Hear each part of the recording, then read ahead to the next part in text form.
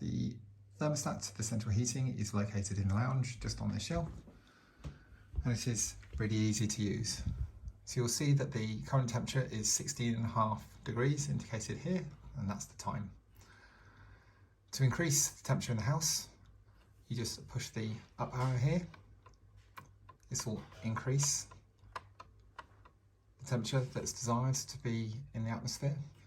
This fire symbol means that the central heating has now activated, and this will continue to be illuminated on there until the temperature in the room reaches that 18 degrees. Once the temperature has reached 18 degrees, then the radiators will go cold because the central heating will turn itself off. The central heating is on all the time, so if you wish to turn up the temperature or turn down the temperature, you'll need to do it on here.